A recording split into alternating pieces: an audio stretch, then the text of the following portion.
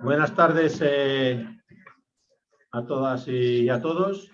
Bienvenidos y bienvenidas a este salón de actos de la Facultad de Filosofía y Letras de la Universidad Autónoma de Madrid, donde esta tarde vamos a realizar esta mesa redonda que lleva por título La invasión rusa a Ucrania, causas, consecuencias e impactos en el escenario global. Yo quiero empezar mi presentación felicitando y dando las gracias a la doctora Icía Ruiz Jiménez, al Grupo de Estudios de Relaciones Internacionales y al Máster en Relaciones Internacionales y Estudios Africanos por haber tomado la iniciativa de realizar esta mesa redonda hoy por la tarde aquí en Madrid. Yo creo que no solo es necesaria información y conocimiento, sino que también es imprescindible el posicionamiento de los universitarios, de todos aquellos quienes componemos la comunidad universitaria frente a los acontecimientos que están teniendo lugar en Ucrania. Quiero además también agradecer, como no puede ser de otra manera, la presencia de los dos especialistas que nos acompañan esta tarde aquí. En primer lugar, la doctora Ruth Ferrero, ella es profesora de Ciencias Políticas y Estudios Europeos en la Universidad Complutense de Madrid. Además, es investigadora asociada en el Instituto Complutense de Estudios Internacionales de esa misma universidad. Aparte de su labor académica y de especialista en temas que tienen que ver con política de refugiados, migraciones y el mundo balcánico y la Europa del Este, hay que destacar de la profesora Ruth Ferrero, que ha realizado también importantes labores dentro de la Administración del Estado, ha sido asesora en varios gabinetes en el Gobierno de la Nación y que en el año 2019, por ejemplo, recibió el Premio Europeo de Investigación Carlos V que concede la Fundación Europea Iberoamericana de Juste. Muchas gracias, Ruth, por tu presencia hoy aquí. Y a mi derecha, Jorge Tamames, él es especialista en Relaciones Internacionales, investigador del Real Instituto Elcano, jefe que ha sido de redacción de la revista Política Exterior y con varios libros también y publicaciones,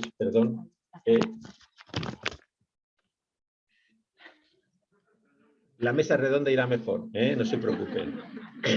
Bueno, seguramente es difícil que de esta mesa redonda puedan salir conclusiones definitivas respecto a lo que está ocurriendo. Es difícil que podamos también tener ideas muy consolidadas y muy firmes sobre todos estos acontecimientos que están ocurriendo en Ucrania desde el pasado 24 de febrero. Y en este sentido, creo que la dinámica de la mesa redonda puede ir más en la línea de hacernos algunas reflexiones, de plantearnos algunas preguntas e interrogantes que a lo mejor sí nos pueden ir aclarando un poquito el panorama general en el que nos movemos. A mí me gustaría hacer una presentación o una contextualización del tema destacando algunas cuestiones que me parecen absolutamente imprescindibles, ¿no? La primera, y creo no equivocarme, si digo que en estos últimos 15 días todos nosotros y nosotras hemos pasado por unos estados de ánimo que han viajado al principio desde la incertidumbre y el desconcierto, fundamentalmente cuando veíamos cómo el marco de negociaciones en torno, o el marco o el cauce diplomático en torno a la cuestión ucraniana desde 1914 se venía desarrollando, iba progresivamente deteriorando, iba progresivamente perdiendo su protagonismo en esa situación. Un segundo momento, un segundo estado de opinión que tenía que ver el 24 de diciembre de incredulidad, cuando el presidente Putin ordenó la intervención militar de la Federación Rusa en Ucrania, y seguramente el último estado de opinión o el último estado de ánimo tiene que ver con la alarma y la indignación frente a la brutalidad con la que ese operativo militar se ha planteado, ¿no? Es cierto que también hemos visto algunos elementos de sorpresa que nos han, por decirlo de alguna manera, nos han reconfortado en el sentido de la solidaridad de la sociedad civil frente al pueblo ucraniano. Yo creo que este es un elemento también que podemos poner encima de la mesa. Creo que también nos ha resultado sorprendente la capacidad de resistencia de los ucranianos y las ucranianas haciendo frente a esta situación. En todo caso, eso no es óbice para que seamos conscientes del grave momento, la situación de extrema gravedad que vivimos. Una situación de extrema gravedad que simplemente comprobamos si vamos añadiendo una serie de elementos o vamos añadiendo una serie de datos o de circunstancias o de hechos que han transcurrido en estos últimos 15 días, ¿no? En primer lugar, no se puede ignorar, porque es así, el hecho fundamental de que Rusia, un miembro permanente del Consejo de Seguridad y primera potencia nuclear y espacial, decidió una intervención militar. Al principio parece ser que sobre una lógica de guerra limitada, por decirlo de alguna manera, y posteriormente en una espiral que crecía en su intervención de una lógica más propia de una guerra total, donde la población civil y las infraestructuras no militares se convirtieron en uno de los objetivos fundamentales de su actuación. Por aquellos días, unas declaraciones del presidente Macron, después de una conversación con Putin, cuando decía que lo peor está aún por llegar, nos alarmaba todavía más y nos remitía a este escenario de crisis grave a la que me he referido. Gravedad también porque estamos asistiendo, según los datos y las cifras que nos ofrecen, al mayor desplazamiento de refugiados europeos, una cifra que se sitúa en torno a 1 millón o 2 millones de ucranianos que salen de su país hacia los países fronterizos, Polonia, Rumanía, etcétera, etcétera. Me parece ser, por estas cifras que nos dan, que es el mayor desplazamiento de refugiados en Europa después de la Segunda Guerra Mundial. Gravedad también porque en esta crisis Rusia decidió poner en alerta su fuerza de disuasión nuclear, con lo cual parecía que entrábamos en un vocabulario nuevo o una gramática nueva en esta dinámica de la disuasión nuclear. Preocupación también porque la propia seguridad nuclear parece que se ve amenazada por lo que está ocurriendo en centrales nucleares como la de Antigua de Chernobyl o la de Zaropille. Y nos encontramos también con un problema, una situación de guerra económica, porque así ya claramente hay que definirla, que tiene que ver con las sanciones que los países fundamentalmente de la Unión Europea y Estados Unidos y Canadá han decretado a Rusia, pero también unas sanciones económicas que es obvio que van a afectar al conjunto de las economías mundiales, como ya se está viendo en temas del petróleo, en temas del gas o en algunas otras cuestiones de materias primas. Yo también quedé sorprendido por una declaración que hizo el ministro francés de Finanzas y Hacienda, Bruno Le Maire, hace unos días, donde textualmente afirmaba que el objetivo de todas estas sanciones era el hundimiento de la economía rusa. Estas eran palabras textuales de este ministro de Asuntos Exteriores francés al hablar de lo que estaba ocurriendo. Seguramente para aquellos a los que nos dedicamos al estudio de las crisis internacionales desde perspectiva histórica, lo que está ocurriendo en Ucrania viene a ser lo que definimos como una crisis central porque pivota sobre el eje fundamental del sistema internacional, porque repercute de una manera directa sobre el equilibrio de fuerzas del sistema y no solo sobre el espacio europeo o el espacio transatlántico, sino porque también va a afectar y está afectando claramente a lo que es el espacio euroasiático desde Brest en el Atlántico hasta Vladivostok en el Pacífico, con la implicación de China o con la repercusión sobre China. Bueno, esta es una breve reflexión que a uno le han producido todos estos acontecimientos que estamos asistiendo, pero lógicamente la competencia en la materia es de las dos personas invitadas que nos acompañan esta tarde aquí. En primer lugar, la doctora Ruth Ferrero, que a la hora de plantearnos su intervención quiere hacerla girar sobre 3 ideas fundamentales. Si es así, Ruth, ¿qué es lo que quiere Rusia en esta crisis? ¿Por qué ahora? ¿Y qué escenarios son sobre los que nos vamos a mover? Muchas gracias y bienvenida. Bueno, En primer lugar, muchas gracias por la invitación, muchas gracias Icíar y muchas gracias al Máster de Estudios Internacionales y a la Universidad Autónoma de Madrid por la invitación.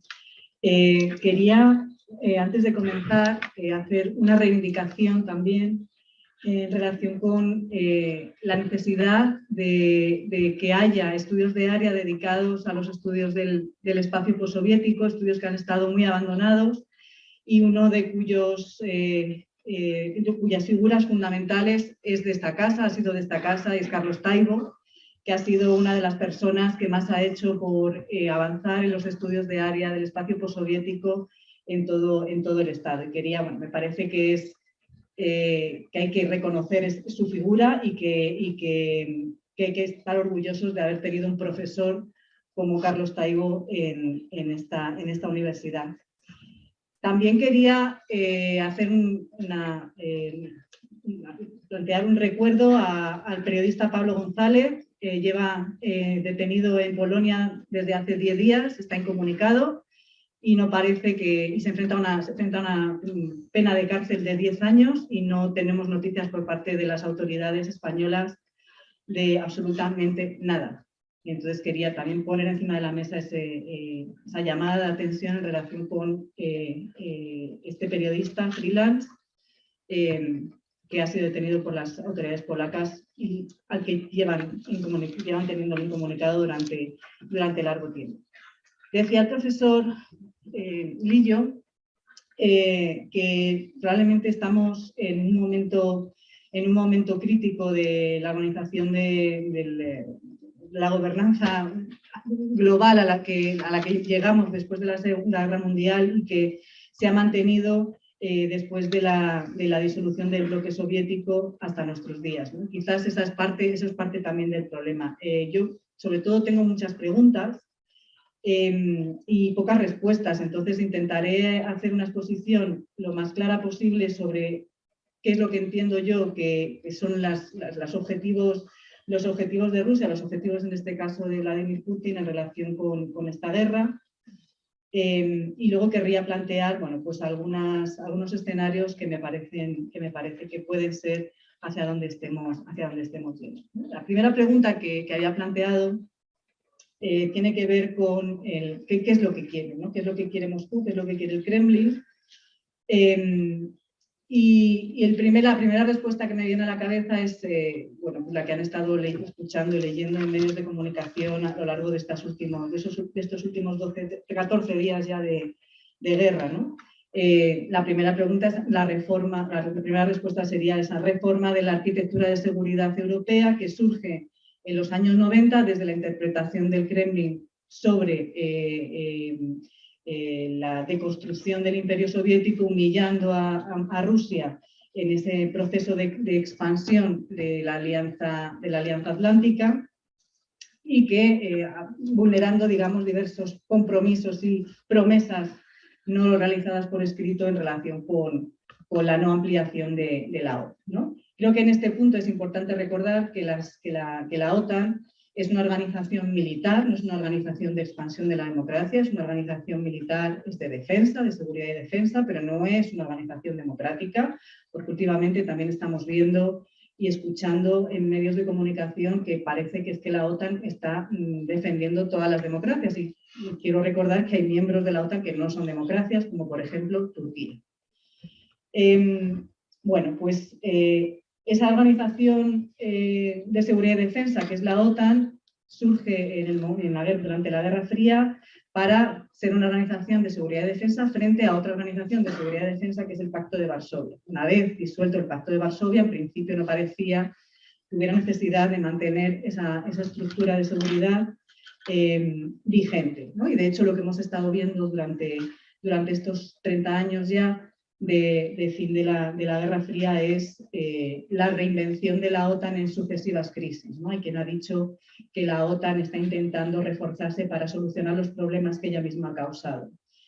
Bueno, esa ampliación de la OTAN comienza con el proceso de reunificación alemana, en la cual se llega a un acuerdo entre las autoridades alemanas y soviéticas para bueno, pues, apoyar esa reunificación y que la Alemania democrática siga siendo parte de la OTAN, al igual que lo era la República Federal.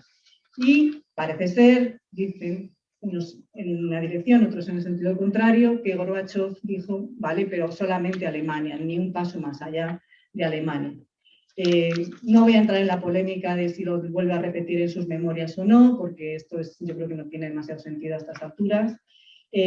Lo único que quiero mencionar es un poco cómo se articula, digamos, durante sobre todo el mandato de Yeltsin, ese proceso de ampliación de la OTAN con el concurso de los propios países involucrados. En este caso, los primeros que entran en la OTAN son países de la Europa Central, que son Hungría, Polonia y la República Checa, es decir, son países que quieren entrar porque tienen miedo a Rusia, es decir, no es solamente que la OTAN se expanda, sino que también esos estados o las élites de esos estados quieren incorporarse a esta estructura de seguridad. Y solamente para indicarles un poco cómo se gestan este proceso de ampliación, les contaré una anécdota histórica que me parece que dentro de todo es simpática, ¿no? Y es cómo se decide la incorporación de Polonia a la OTAN. Y se decide en una noche de mucho vodka entre Lech Walesa y Boris Yeltsin al margen de los respectivos equipos negociadores, ¿no? Cuando Yeltsin sale a las 6 de la mañana, después de varias botellas de vodka de toda la noche, le comunica a su equipo que efectivamente ha dado el visto bueno, ha dado el ok para que Polonia se incorpore a la Alianza Atlántica. Hasta aquí, más o menos, todo en orden, ¿no? Tenemos el concurso de los estados de Europa Central que quieren adherirse a las estructuras atlánticas por miedo a Rusia, pero también porque es una promesa de cumplimiento de criterios en relación a una potencial adhesión a la Unión Europea, ¿no? Esto no lo van a encontrar por escrito, pero es una de las promesas que se les hace a estos estados. Si ustedes se adhieren a la OTAN, en un futuro no muy lejano podrán incorporarse también a la Unión Europea. Y ese es un poco el pacto al que se llega, ¿no?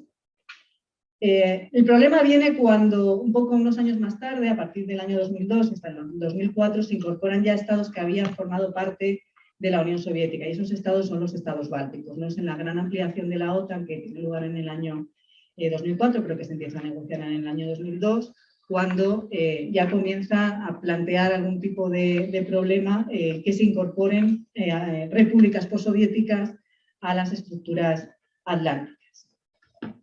Durante ese periodo de tiempo de ampliación, que son los años 90, lo que está sucediendo en Rusia es esencialmente la construcción de un régimen o la instalación de un régimen presidencial con rasgos autoritarios, con un poder muy centralizado en el presidente, en este caso Boris Yeltsin, que se construye además sobre la base de la creación de redes clientelares y de lo que el profesor Taibo denominó en su día como capitalismo mafioso. A través del cual, pues, gracias a la nomenclatura, se hace con todos los beneficios procedentes de los procesos privatizadores apoyados por las potencias occidentales, en los cuales también concursan, digamos, empresarios occidentales que también sacan los beneficios de esos procesos. Por lo tanto, hay un ok por parte de las potencias occidentales para que la construcción del nuevo régimen político, económico y social que sale de la disuelta Unión Soviética, bueno, se articule sobre ese tipo de arquitectura. ¿Qué es lo que sucede con la llegada de Putin? Putin llega al poder como primer ministro en el año 99 y se convierte en las elecciones del año 2000 en jefe del Estado. Bueno, lo que plantea Putin en aquel momento es mantener, digamos, las buenas relaciones con los estados occidentales, al igual que lo había hecho su antecesor, Boris Yeltsin. Continúa con este proceso de gran corrupción, creación de grandes fortunas para los grandes oligarcas, que van a ser los que sostengan el régimen, y establece una serie de vínculos con los grandes poderes occidentales por varias razones. Primero, porque quiere ser uno más del club. Quiere que Rusia sea reconocida y quiere que vuelva a recuperar su grandeza. Y entiende en ese momento, en esa primera legislatura, en ese primer mandato, que ha de llevarse bien con Estados Unidos, con la Unión Europea, etcétera, etcétera. Es el momento, quiero recordar, de uno de los grandes shocks que recibió el mundo, que fue la caída de las Torres Gemelas, el atentado del 2001 a las Torres Gemelas, y Estados Unidos, el Estados Unidos de Bush, lo que hace es establecer una muy buena relación con Moscú para combatir entre los dos la amenaza del terrorismo islámico internacional. A Putin esto le va muy bien porque en ese momento también se está disputando una guerra en Chechenia y en la cual se están cometiendo crímenes contra la humanidad y múltiples vulneraciones de derechos humanos. Bueno, tenemos Afganistán, tenemos la invasión de Irak y tenemos Chechenia. Nadie dice nada de esas vulneraciones de derechos humanos en Chechenia. No hablaré ahora de la parte correspondiente a las vulneraciones de derechos humanos por parte de Estados Unidos en Irak, ¿no? Pero hay un silencio cómplice por parte de las potencias occidentales sobre cómo se está construyendo el poder omnímodo de Putin durante esos años, ¿no? Esos años en los cuales podemos verle, han salido en estos días en la televisión imágenes, ¿no? Visitando Barcelona, compañía de nuestro rey emérito, ¿no? Con el cual parece ser que también tuvo algo que ver en organizar cazas de osos borrachos, ¿no? en Rusia. En fin, todo el mundo tiene sus oligarquías también. Y esto se mantiene, digamos, esta buena relación se mantiene hasta que en el año 2007 Putin da una conferencia, la conferencia de Múnich, en la cual plantea que Rusia se siente acorralada, que necesita que haya una reforma de la arquitectura de seguridad europea porque está viendo que se encuentra rodeada por todos los lados y no está dispuesta a asumirlo, ¿no?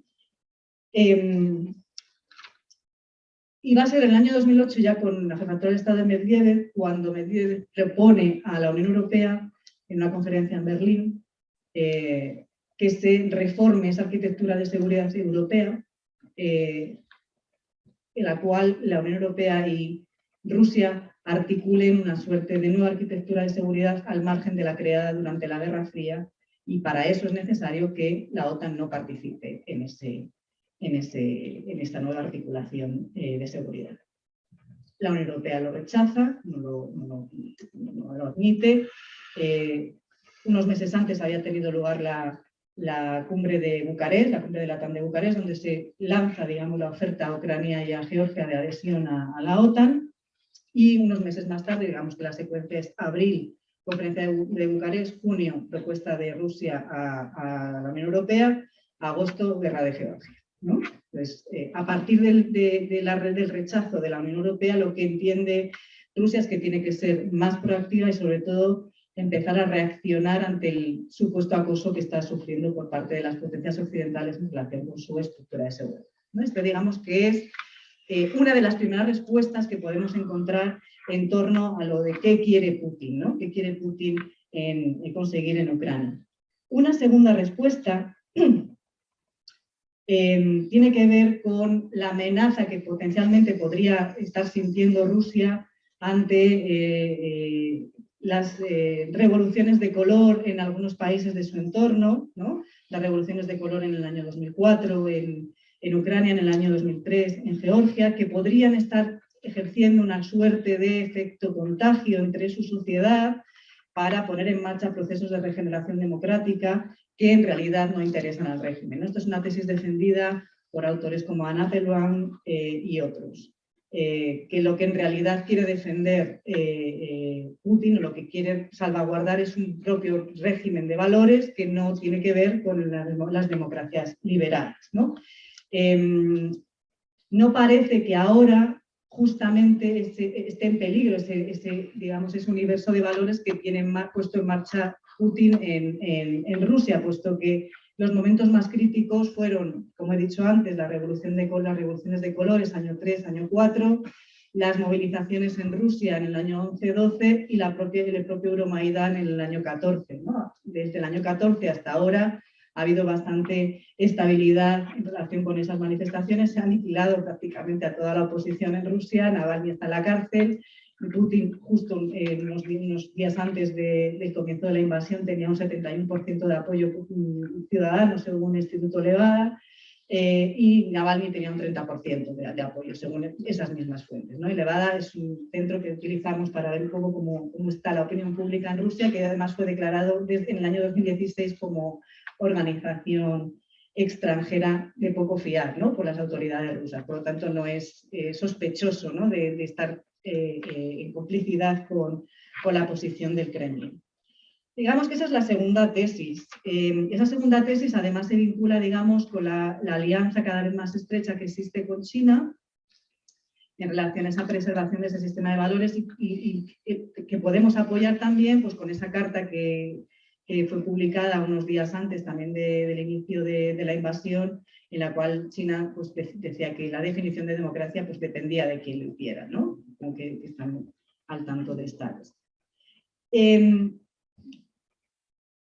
¿Cuáles son algunas de las respuestas que podemos dar a otra de las preguntas que me parecen relevantes, que es si Rusia debe obtener lo que quiere, que es precisamente el control de Ucrania, ¿no?, para alterar, digamos, esa arquitectura de seguridad europea? Y ahí no me voy a meter yo mucho en temas de teoría de las relaciones internacionales, estando aquí la profesora Roy Jiménez, pero voy a decir dos cosas. La primera, la posición realista, o la respuesta que darían los realistas, que están siendo puestos, por cierto, en la picota, tanto en Estados Unidos como también aquí en España, es que sí, que debería de obtener lo que quiere, es decir, en el sentido de que se mantenga una neutralidad en Ucrania, precisamente por los valores, por el vínculo histórico identitario que tiene Rusia y por el riesgo que supone, según la percepción rusa, la pérdida del control de ese territorio, ¿no?, que se vaya directamente con una organización de seguridad y defensa contraria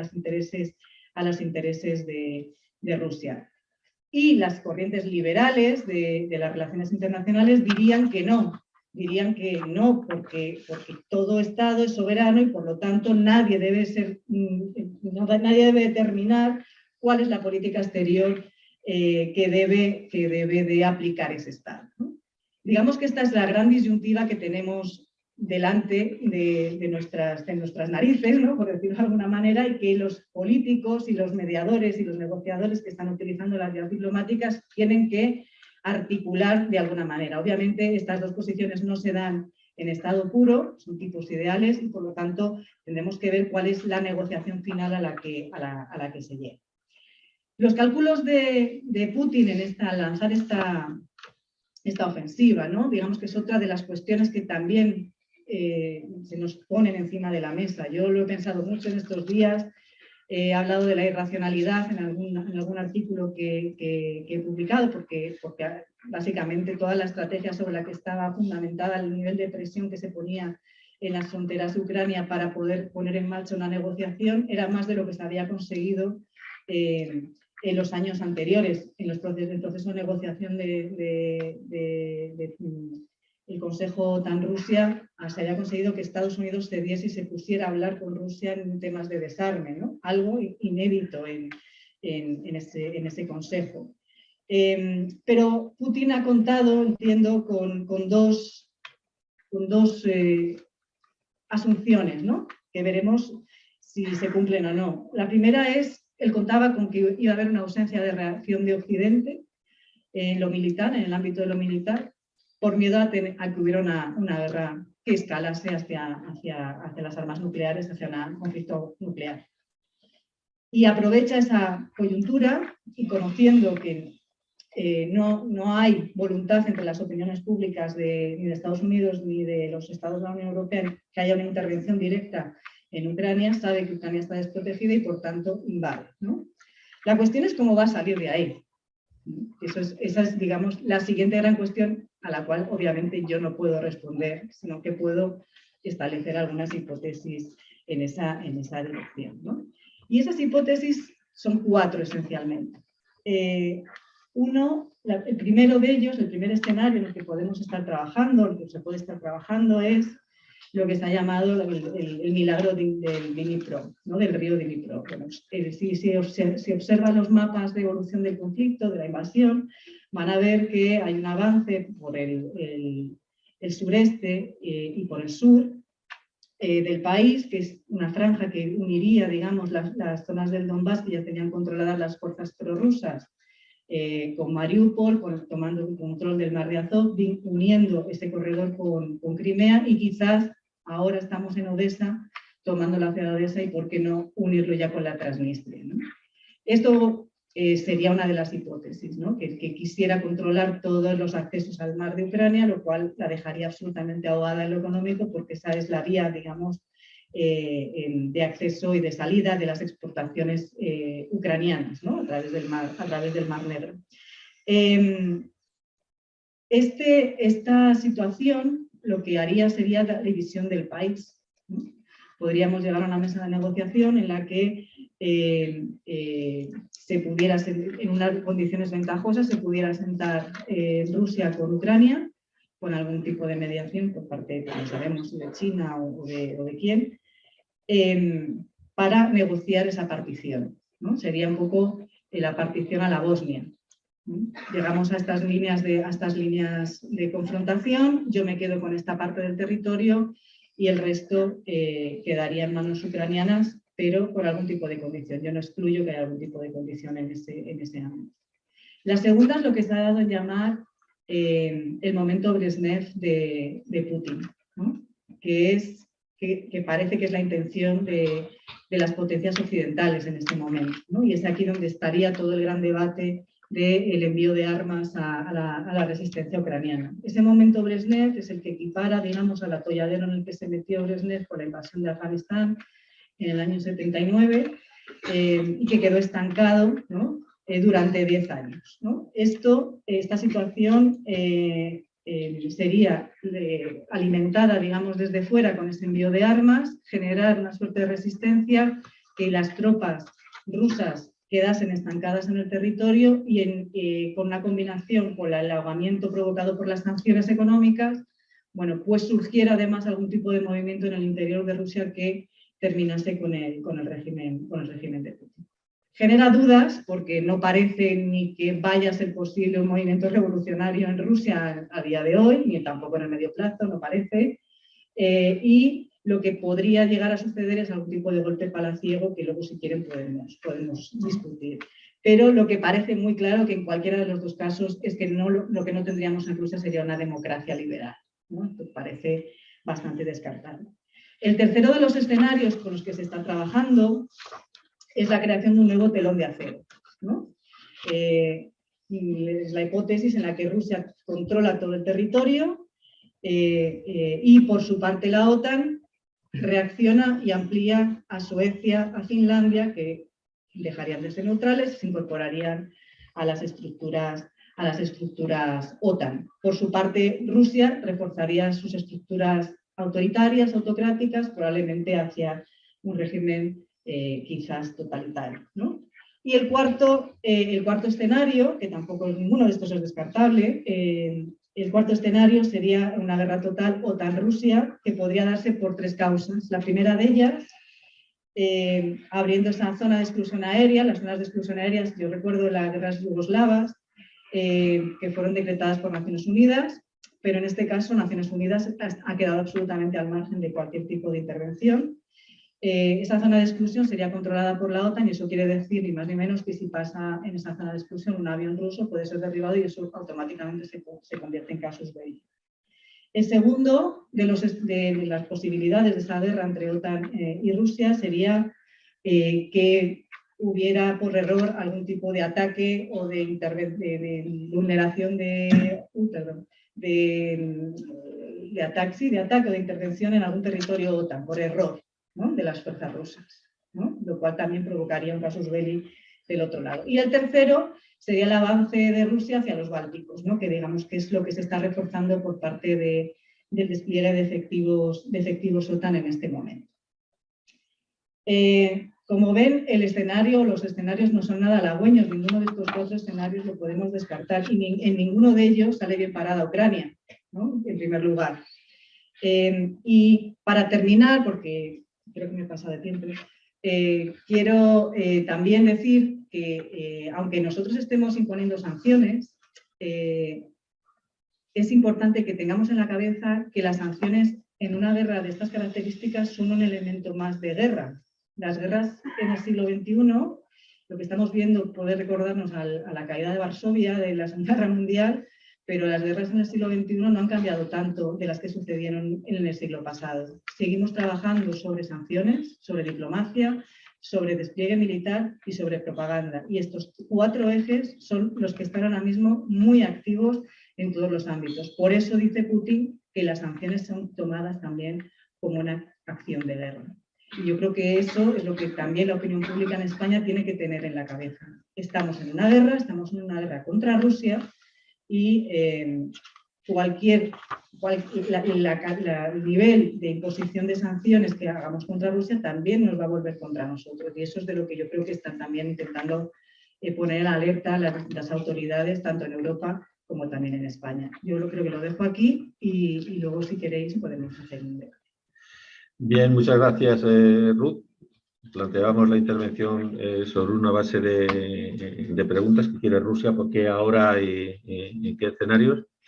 Yo creo que las preguntas que has planteado y las respuestas que has ofrecido también son muy clarificadoras para poder saber con precisión en qué nos movemos y por qué nos movemos en esta situación, ¿no?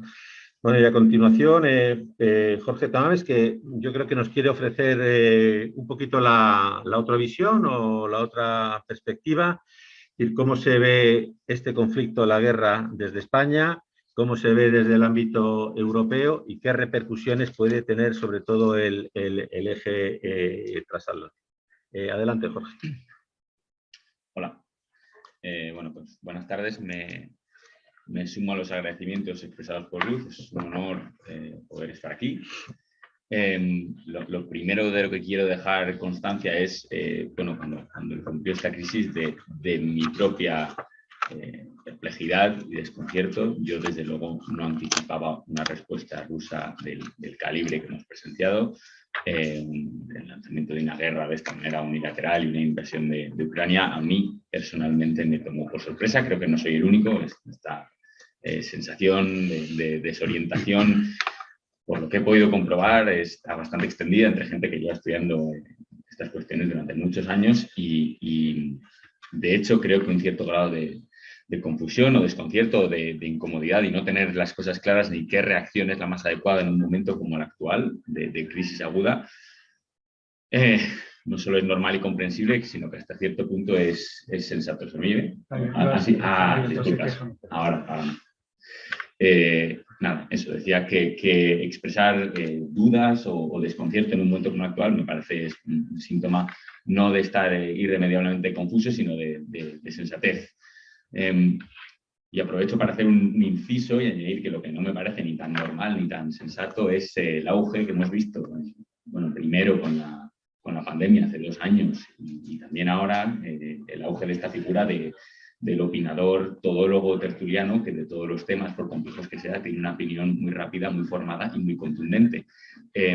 Con esto no pretendo como hacer una defensa de la tecnocracia o de que solo se pueda opinar de estas cosas quien se ha hecho un curso en tal sitio o un máster en X lugar. Todo lo contrario, me parece normal que la gente tenga opiniones sentidas sobre una cuestión tan dramática como la que estamos viviendo. Mi problema principal es con las personas que tienen un alto grado de capacidad de intervenir en la opinión pública, pero que muchas veces lo hacen de una manera pues, muy categórica, muy torpe y muchas veces sin tener un trasfondo en estos temas, ¿no? No sé cuántos casos hemos visto últimamente de periodistas que se han dedicado a escribir sobre crítica cultural en los últimos 10 años y de repente en las últimas 4 semanas se han convertido en analistas de logística militar o de geoestrategia rusa, en fin, de cuestiones que requieren un cierto grado de especialización y en las que creo que hay que pronunciarse de verdad con cautela. Entonces, bueno, yo celebro poder estar aquí con Luz, que para mí siempre ha sido una referencia en estos temas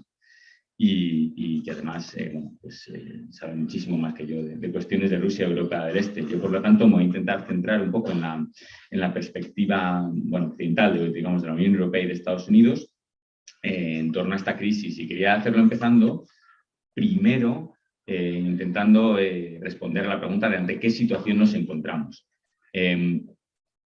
creo que una parte de esta respuesta no puede haber equívocos, es decir, nos encontramos ante una guerra que ha provocado Rusia invadiendo Ucrania de forma unilateral. Eso está bastante claro.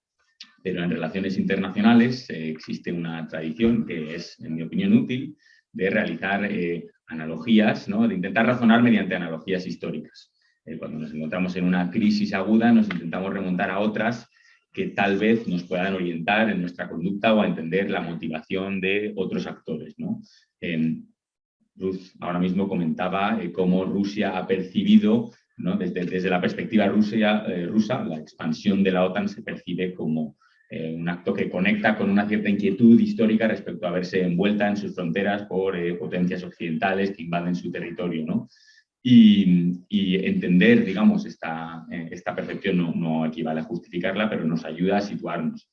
En nuestro caso, una cosa que hemos visto a medida que avanzaba esta crisis es que también hemos recurrido a muchos tipos de analogías históricas para intentar entender dónde nos encontramos, ¿no?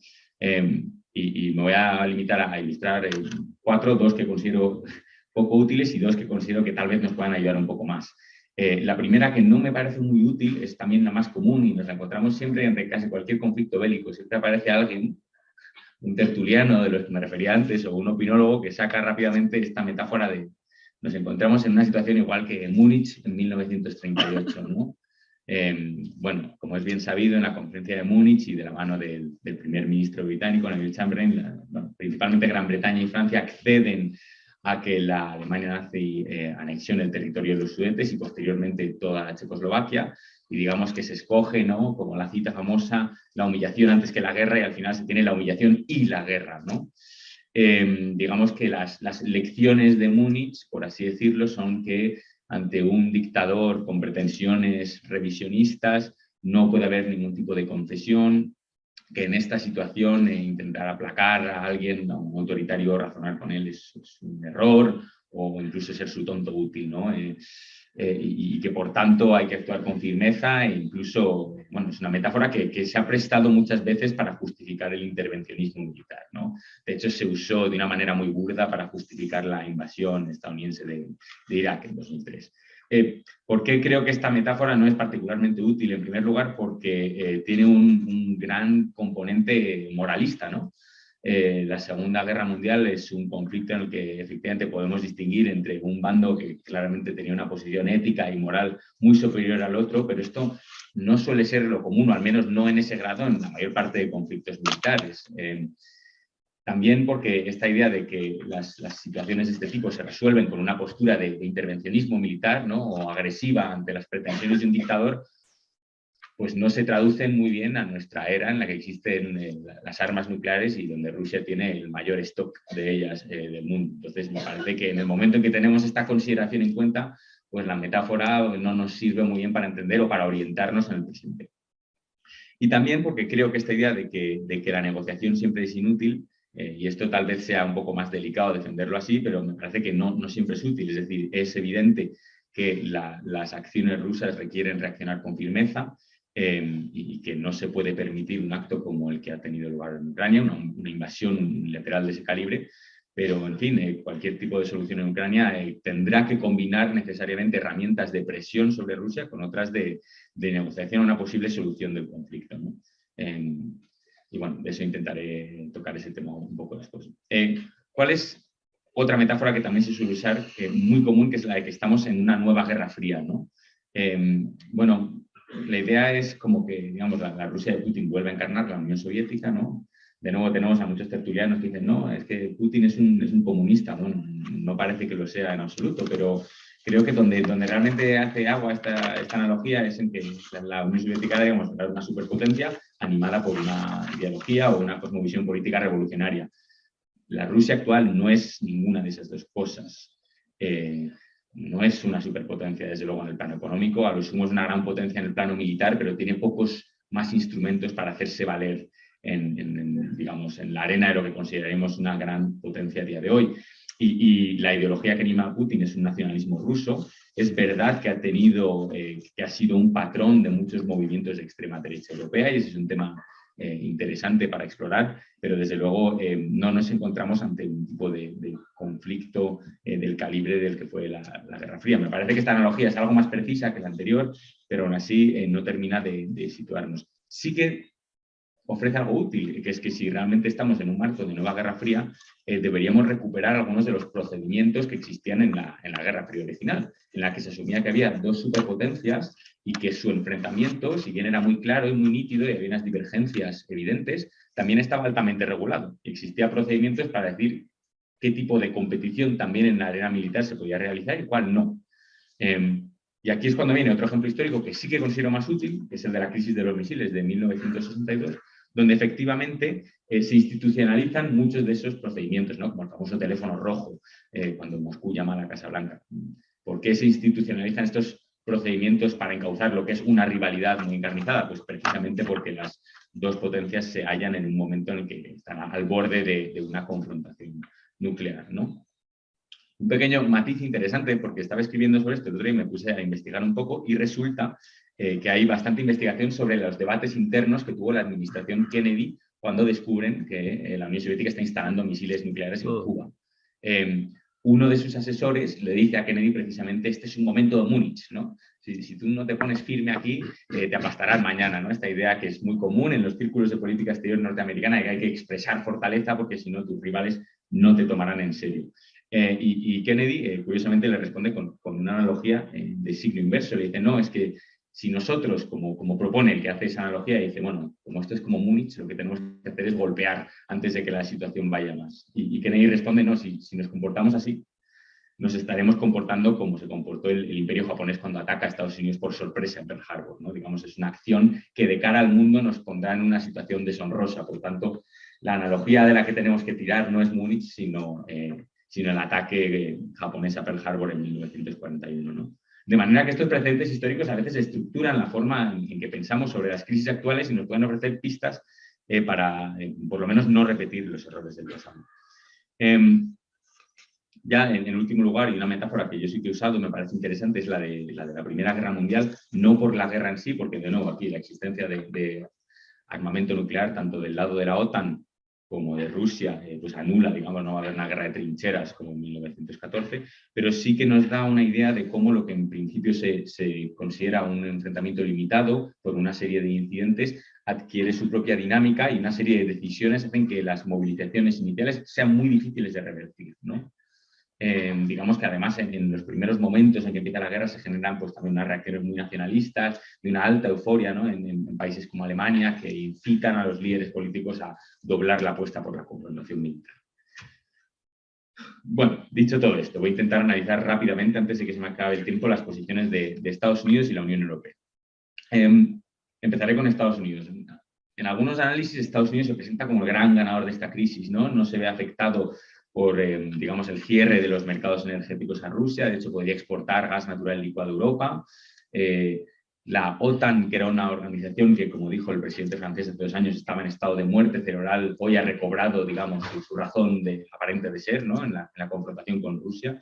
La idea de una Unión Europea con autonomía estratégica que fuera una potencia capaz de, digamos, proyectarse en la arena internacional de manera independiente de Estados Unidos, está hoy aparcada, es decir, esa autonomía estratégica en la medida en que se desarrolle irá de la mano de la pertenencia a la Alianza Atlántica y de aunar los objetivos de Europa con los de la OTAN.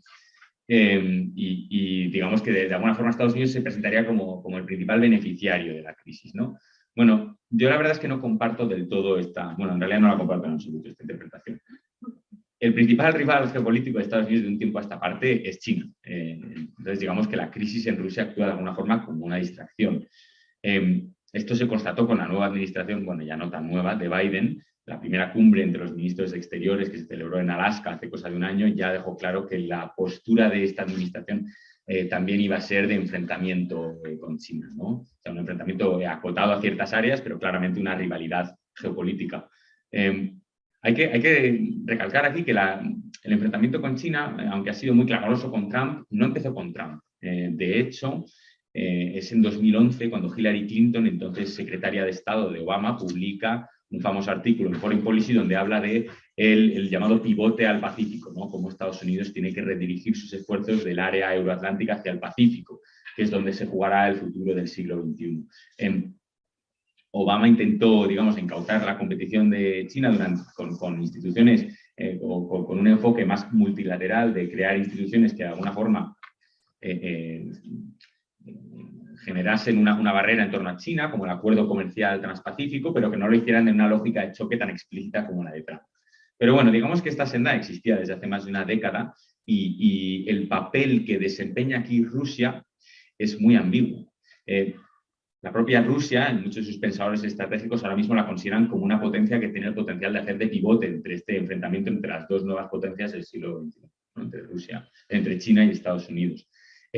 Digamos que ocuparía un papel similar al de China durante la Guerra Fría, ¿no? que, como es conocido, en los años 70 deja de apoyar a la Unión Soviética y se realinea con Estados Unidos, ¿no? Entonces Rusia podría, digamos, tendría esa opción de jugar a dos bandas. Desde Estados Unidos, dentro de que, como bien ha explicado Ruth, el historial es de enfrentamiento y también por parte de Moscú, hay momentos en los que también se ha intentado desarrollar algún tipo de modus vivendi con Rusia para, digamos, poder centrarse en quién es su principal rival. El mejor ejemplo fue la administración Trump, ¿no? Donde se intentó pues, cultivar una relación con Vladimir Putin para poder centrar los esfuerzos de contención de Estados Unidos en China.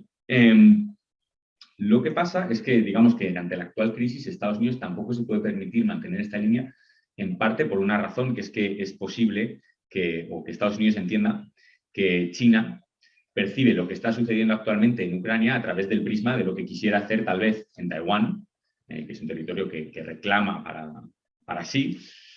Si, digamos, percibiese que no hay una respuesta contundente ante la agresión china en Ucrania, pues rusa en Ucrania, perdón, que me confundo, pues China podría plantearse en unos años, ¿no? Realizar algún tipo de acto ofensivo en Taiwán. Este es, digamos, el escenario que a Estados Unidos le inquieta porque siente que tiene que mostrar firmeza en la actual crisis.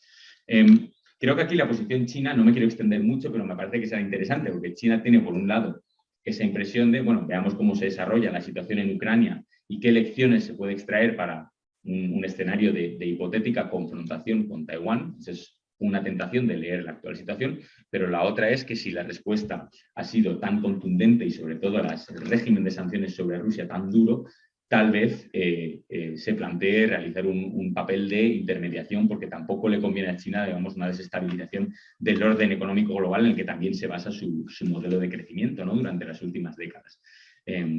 De hecho, China se ha ofrecido como potencial mediador en la actual crisis. Además de la China de Xi Jinping, también se han ofrecido la Turquía de Erdogan y Israel de Naftali Bennett. No es, digamos, la lista ideal de mediadores en un conflicto internacional, pero estas son las opciones que hay sobre la mesa a día de hoy.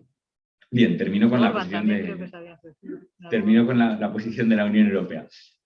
Bueno, Europa de alguna forma llega un poco como tarde y mal a la actual crisis, ¿no? Se habló mucho de esta expresión que usa el historiador holandés Luc van Middelaar, del despertar geopolítico de Europa a raíz de la crisis de 2014, pero bueno, da la sensación de que ese despertar le siguió un amodorramiento. Francia y Alemania jugaron un papel importante desarrollando los protocolos de Minsk II, que en teoría deberían haber gestionado el conflicto en Ucrania. Se establecieron esos protocolos, pero no se ejecutaron de manera clara por ninguna de las partes que lo firmaron, y de alguna forma, en la actual crisis, la Unión Europea ha pasado de su habitual y muy parodiada actitud de, digamos, en mostrarse consternada ante los acontecimientos, ¿no?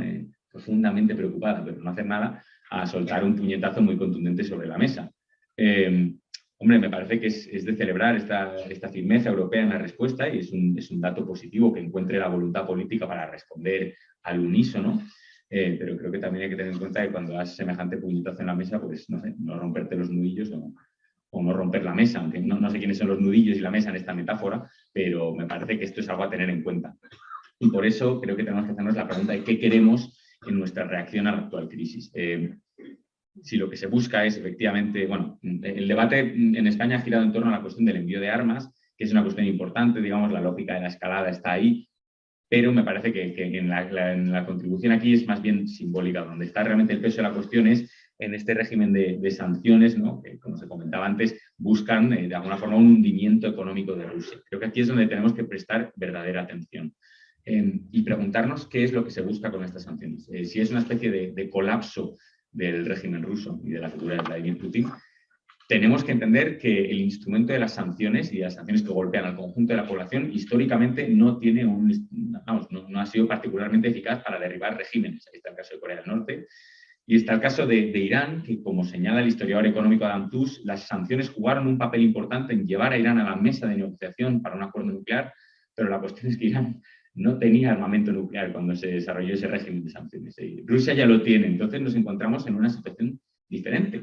Y sobre esto también quiero incidir, es decir, si la idea es causar un hundimiento económico que pueda llevar a un colapso de la figura de Vladimir Putin, hay que hacerse preguntas que son francamente incómodas, ¿no? Es decir, el caso más reciente que tenemos es la implosión de la Unión Soviética, donde se produjo, de hecho, una catástrofe humanitaria, en parte por las reformas económicas muy mal planteadas que antes desgranaba Ruz, y a la vez se produjo un milagro en el sentido de que, digamos, del arsenal nuclear ruso, que sepamos, no se perdió ninguna cabeza nuclear en el momento en que el Estado soviético colapsó, ¿no? Durante un breve periodo de tiempo.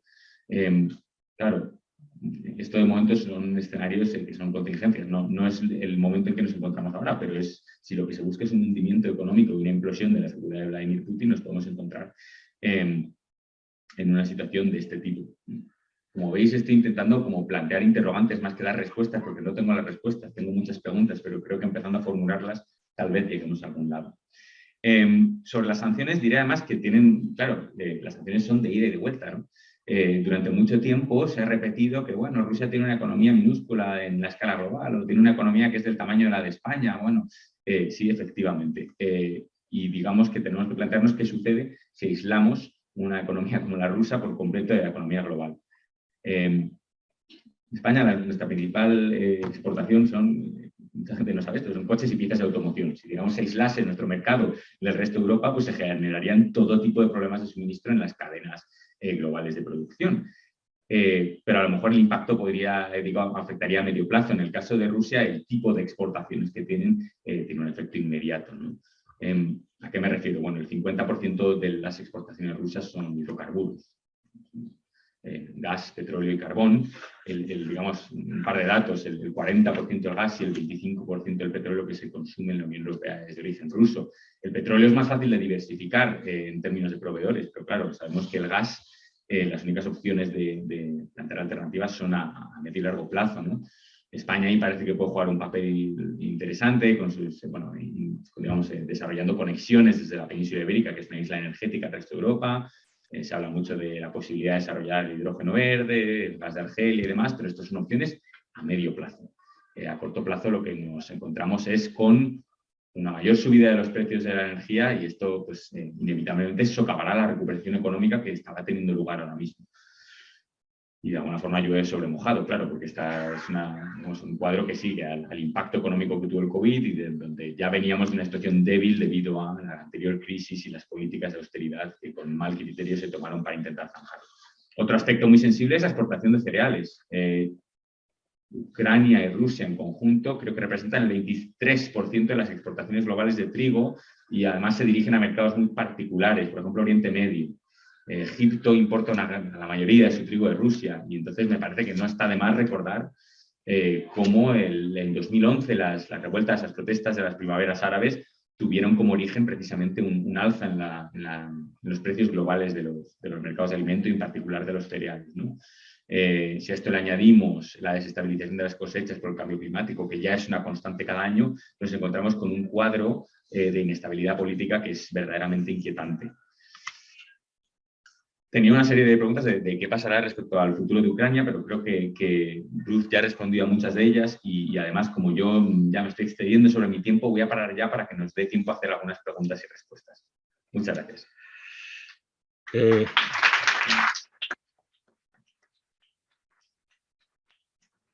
Muchas gracias, Jorge, fundamentalmente por habernos aproximado a lo que es la posición o la política de los países occidentales, la perspectiva de los Estados Unidos dentro de este conflicto. Sí me gustaría decir, porque la primera parte de tu intervención, porque la primera parte de tu intervención se ha referido a, digamos que una consideración histórica sobre lo que han sido las crisis internacionales o las enseñanzas que las crisis internacionales plantean para poder analizar el escenario internacional actual. no quiero hacer promoción del máster que dirige la profesora Ruiz Jiménez, pero sí subrayar que para todos aquellos que se interesan en los estudios internacionales y en las relaciones internacionales, un aspecto fundamental tiene que ver con el análisis y el estudio de las crisis internacionales. Y en el máster de la profesora Ruiz Jiménez hay una asignatura específica que es las crisis internacionales en perspectiva histórica, su manejo y sus enseñanzas. Bien, Ruth y Javier han planteado, digamos que, Jorge, perdón, han planteado los distintos escenarios, las distintas perspectivas de la crisis de Ucrania. Yo creo que nos quedan en torno a unos 15 o 20 minutos para abrir un debate, para que planteéis las cuestiones que consideréis de interés o alguna, en fin, reflexión que haya quedado en el tintero y que podamos retomar. Adelante.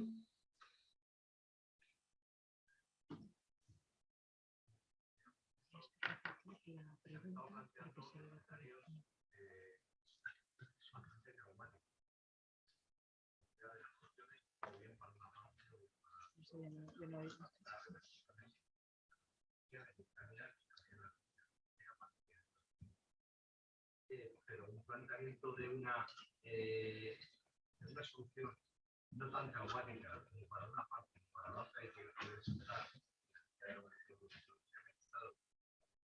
a publicar alguna de las peticiones.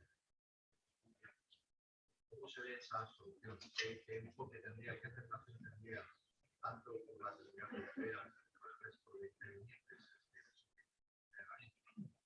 Está abierta. Bien, voy a repetir la pregunta porque creo que la gente que nos hacen las preguntas se responden. Yo es que no veo el principio de la pregunta. Bien, voy a repetir la pregunta porque creo que las personas que nos están escuchando de manera no presencial no tienen acceso al audio de la sala. Básicamente lo que nos planteaban era hasta qué punto de estos 4 escenarios, Ruth, que nos has formulado sobre una posible, digamos que, salida o solución de la crisis de Ucrania, alguna que tuviera que ver con dar satisfacción, he creído entender, a las reclamaciones de Putin, sería realmente viable o podría, digamos que, tener un resultado efectivo para llevarse a cabo. ¿Respondemos una a una o recogéis?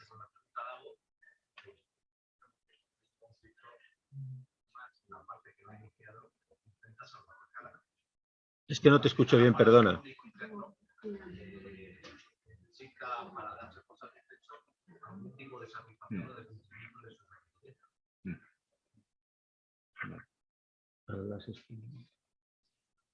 ¿Te respondo o coges más preguntas? Bueno, pues más preguntas. Habla fuerte, por favor. Sí. Bueno, primero que nada, agradecerle la presencia de ambos. Tengo 2 preguntas. De cara hacia una desescalada, ¿podría retomarse algunos instrumentos que están en Minsk II?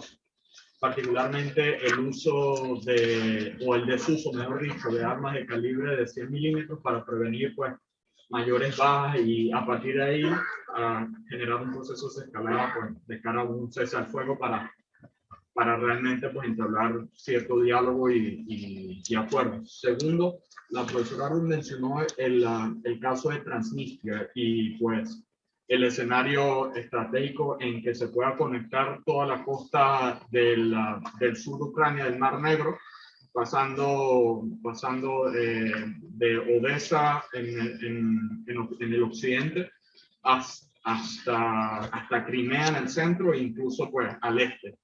¿Qué posibilidad hay que la parte secesionista de Moldavia, que es Transnistria, pueda verse motivada, pues, de alguna manera u otra, a alzarse en armas, teniendo en cuenta de que Rusia tiene un aparato de mercenarios muy hábiles que pueden ser desplegados pues, en un 2x3 a esa zona que también forma parte de Europa y puede ser un foco de atención en el futuro cercano? Otra pregunta más y cerramos esta ronda. Sí, quería saber su opinión sobre el posicionamiento de China en el conflicto sobre todo por las funciones asambleas de John Finney de impulsar a la OTAN y a Estados Unidos de llevar a la tensión a tal límite que ha sido la causa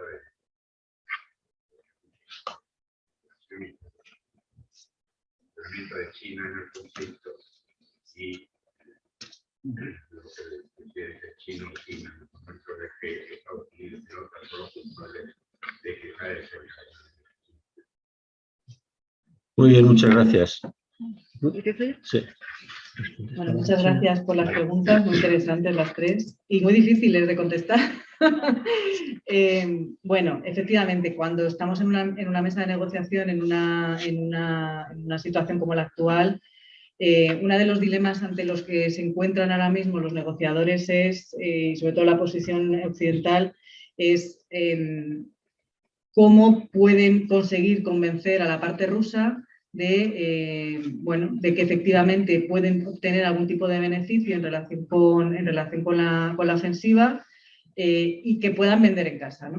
Porque claro, Putin no se va a ir de Ucrania sin tener alguna victoria que vender, ¿no? Por eso decía que uno de los escenarios y lo que está poniendo ahora encima de la mesa negociadora Putin es, pues, son tres cosas fundamentalmente. Salvaguardar la neutralidad de Ucrania, el reconocimiento sin fisuras de la soberanía de Crimea por parte de Rusia y el reconocimiento de las repúblicas, de la independencia de las repúblicas de Donetsk y de Lugansk, ¿no? Estos son los tres puntos sobre los que está pivotando ahora mismo la negociación.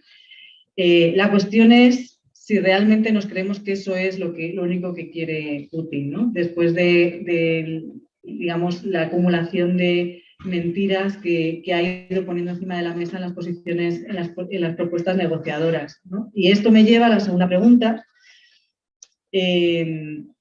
por el tema de la aplicación de Minsk II. Minsk II está muerto. O sea, Minsk era la única herramienta diplomática que existía para frenar la escalada bélica y la invasión por parte de Rusia lo ha dejado absolutamente anulado. La cuestión es que una de las tendencias que estamos viendo en medios de comunicación, en el caso español específicamente, es una suerte de vender la piel del oso antes de cazarlo, ¿no? Es decir, a Putin le ha salido mal la jugada, quería entrar en Kiev y en 2 días acabar con el gobierno ucraniano, poner a un gobierno títere, salir de ahí y tener controlado Ucrania, ¿no? Y esto no le ha salido bien, se ve de lejos que están las tropas estancadas, que no avanzan todo lo rápido que quisieran. Bueno, yo creo que hay que ser un poco prudentes en este caso, ¿no? Obviamente, uno de los escenarios con los que se trabajaba era que Zelensky iba a huir, ¿no? Como Yanukovych huyó durante el año 2014. Y Zelensky ha resistido. Y ahí es donde entra otra de los ejes de guerra que mencionaba yo antes, que es el de la propaganda, ¿no? Y aquí estamos viendo cómo se está trabajando con propaganda tanto del lado ruso como del lado ucraniano. Y Zelensky, todas las apariciones que hace es para vender un relato, para incitar a la resistencia del pueblo ucraniano, etcétera, etcétera. ¿Cómo va a salvar la cara a Putin frente a su población? Pues probablemente cerrando mucho más el régimen, como vemos que está haciendo, ¿no? Aislando a su población de recepción de noticias, cerrando medios de comunicación, vendiendo, digamos, el relato de la victimización del pueblo ruso en ese sentido. Y Occidente se lo está poniendo bastante fácil también por ese lado, ¿no? Con ese cierre en torno a Rusia en todos los flancos, ¿no? En el ámbito económico, en el ámbito comercial, está siendo muy, muy relevante, algo que no se había visto en casi ninguna otra crisis, que es la utilización de ¿cómo se llama?, de la diplomacia empresarial, ¿no? Por la cuestión de preservación de la marca, ¿no? La salida de las grandes empresas multinacionales de Rusia, aunque en muchos casos también es parte publicitaria, ¿no? Apple salió durante 24 horas, pero luego volvió, ¿no? Pero esto no se ha dicho mucho. Bueno, esto forma parte también, digamos, de toda una puesta en escena que es importante conocer, ¿no? Porque también se ha dicho la desconexión del sistema Switch, siempre digo Switch como la Switch Nintendo Switch, no, Switch. Efectivamente ha habido un desacople de varios bancos, pero ninguno de esos bancos, curiosamente, tiene que ver con la exportación y con los trámites que se hacen para la importación y exportación del gas, ¿no? a Europa. Por lo tanto, también eso tenemos que tenerlo presente. Hay una guerra que es la que más se ve en la televisión, en la prensa, y hay otra guerra y hay otro tipo de relaciones que están todavía que están operativas y en las cuales no ha habido ningún cambio. No ha disminuido el tráfico de gas desde Rusia hacia Europa durante los últimos días, ¿no? Esto no ha pasado. No ha habido un corte de los suministros ni ninguna penalización en términos de sanciones en ese ámbito. Y si nos fijamos también en cómo han sido diseñadas los paquetes de sanciones, vemos que sí son muy fuertes, son quizás los paquetes más fuertes de sanciones que se han aplicado nunca jamás a ningún país. Como decía Jorge antes, todas las sanciones, cuanto más duras, lo que han hecho es reforzar los regímenes autocráticos, en este caso no va a ser una excepción, pero con todo y con eso hay determinadas cuestiones que no han sido abordadas por esas sanciones. Si se fijan, fundamentalmente las sanciones son de tipo económico financiero, no comercial. ¿Por qué? Porque ha habido muchas resistencias en algunos países a aplicar, ¿no? esos cierres en relación con esto. Y luego lo del puente de plata que decía usted, para poder venderlo en casa y sobre todo para que no se sienta tan acorralado que pueda cometer, digamos, la osadía de utilizar las armas nucleares, que ese yo creo que es el gran temor que hay ahora mismo en todas las capitales europeas. En cuanto al tema de Transnistria, es algo que no es descartable, pero también es importante que estemos informados, porque yo estoy escuchando unos datos en televisión y en prensa que realmente me dejan un poco alucinada, ¿no? Porque es que hay 1.200 soldados rusos en Moldavia, no hay más. 1.200 soldados. Entonces, obviamente es un punto estratégico fundamental para Rusia, pero no es una fuerza militar que, digamos, pueda poner... De hecho, fíjense que antes del conflicto en Ucrania, en el año 2014, las tropas de Transnistria tomaban los suministros de Odessa o de Chisinau. Y ahora Odessa está cerrado desde el conflicto del 14 y se suministran en Chisinau, que es la capital de Moldavia.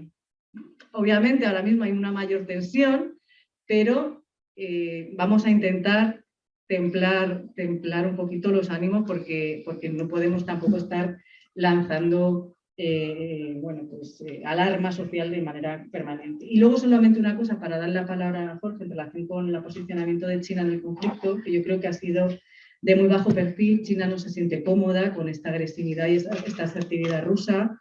Y de hecho, lo que estamos viendo en los últimos días es, desde la abstención en Naciones Unidas de China, luego las primeras reacciones chinas en relación con lo que consideraba que era una ilegalidad, la imposición de sanciones unilaterales por parte de la Unión Europea y de Estados Unidos contra Rusia, bueno, ha ido bajando un poco el perfil y de hecho lo que estamos viendo en los últimos días es un cambio, yo creo, de tendencia en la posición china y que sí se plantea como que pueda ser uno de los mediadores en toda esta crisis, ¿no? Que decía Jorge que estaba China, Turquía, ¿no? Israel y yo decía que también en algún momento se había ofrecido Budapest, ¿no? En fin. Pero es relevante el tema de Israel. Es importante porque uno de los motivos o del argumentario de Putin para la invasión ucraniana era la desnazificación del territorio, ¿no? Porque lo que hace Putin es apelar a la memoria histórica de la Segunda Guerra Mundial, identifica a los ucranianos con aquellos que eran los aliados de los nazis cuando tiene lugar la invasión alemana de la Unión Soviética.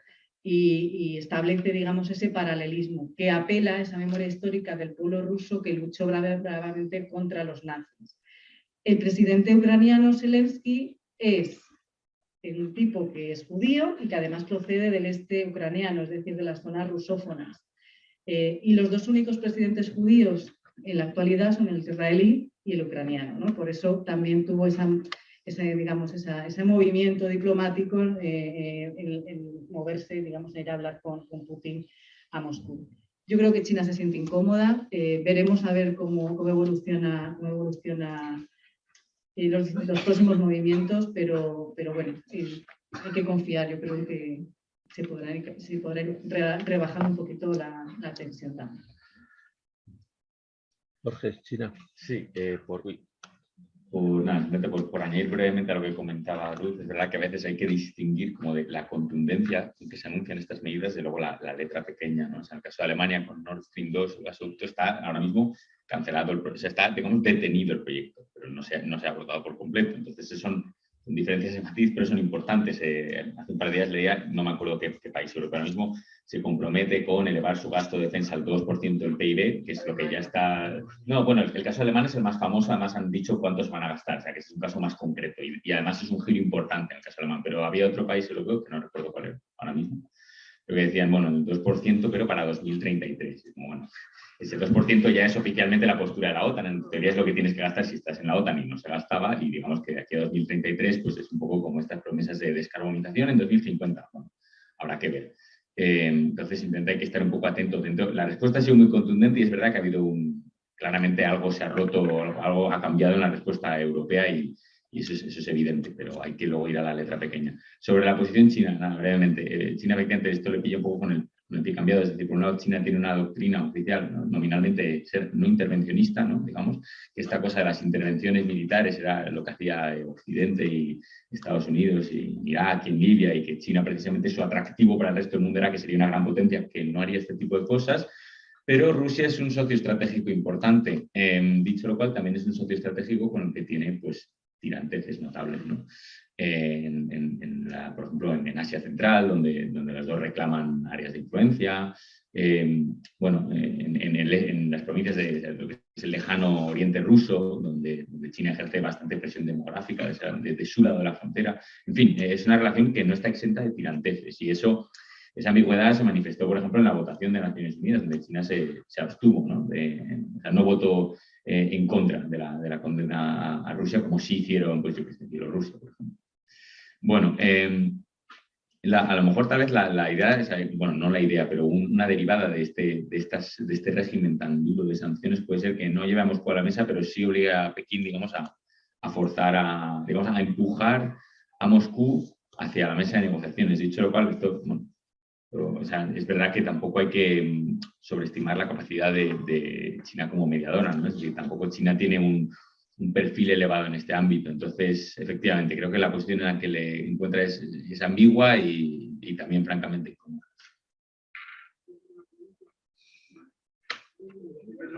Una pregunta ahí. Sí. Sí, estaba aquí. Sí, funciona. Yo tenía dos preguntas que no tienen tanto que ver con la situación en Europa ahora mismo, sino más con, viendo lo que ha sucedido ahora entre las relaciones entre Venezuela y Estados Unidos, ¿cómo creéis que va a evolucionar por esa parte esas relaciones? Y por otro lado, viendo que Japón ha reclamado las Islas Kuriles que ahora mismo están bajo posesión rusa, ¿cómo creéis que si se va a abrir por ahí otra vía de negociación o va a haber un escalado de esas posturas? Muy bien, aquí tenemos otra solicitud de pregunta. Y allí otra. Aquí. Espera, que van a hacerle con el micrófono. Yo quería hacer una puntualización y una pregunta. La puntualización es que yo, cuando se desmembró la Unión Soviética, me dio la impresión de que en todos los países fronterizos con ella, pues, Hungría, Chequia, Eslovaquia, Polonia, Letonia, Lituania y Estonia, se apuntaron, por decirlo así, como locos a la OTAN, pero precisamente porque querían, era la primera oportunidad que tenían de librarse de los rusos, o sea, que eso era una cosa más o menos previsible. Y ocurrió así. Tardaría 2 o 3 años o lo que fuera, pero a mi modo de ver, en fin, aprovecharon la primera oportunidad. Y luego, aparte de eso, me da la impresión de que quizás ir demasiado más allá y demasiado pronto. pero ¿no creen ustedes que todo esto va a la larga a reforzar la posición de la OTAN, en el sentido que va a haber otros países que se van a temer que les ocurra lo mismo que a Ucrania y eso resulte en un reforzamiento del otro lado? Muy bien, muchas gracias. Creo que allí también.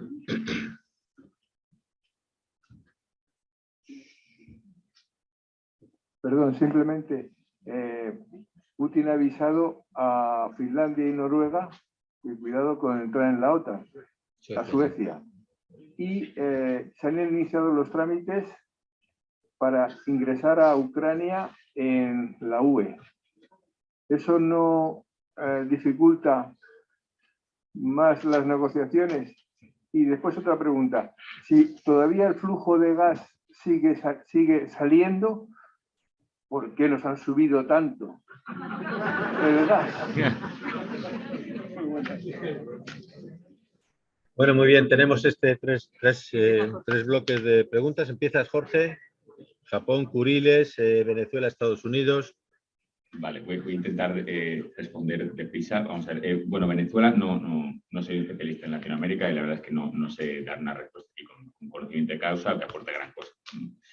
Kuriles, este es el tipo de caso donde realmente hay que distinguir porque los titulares son engañosos. Yo también vi ayer una noticia que decía Japón anuncia que va a reclamar las Kuriles. Vamos a ver, en las Islas Kuriles, que son 4 islas al norte del archipiélago japonés y cerca de la península Kamchatka, eso es un contencioso que está abierto desde 1945. La Unión Soviética declara la guerra a Japón prácticamente al final de la Segunda Guerra Mundial y se anexiona 4 islas que nunca han llegado a resolver de quién son.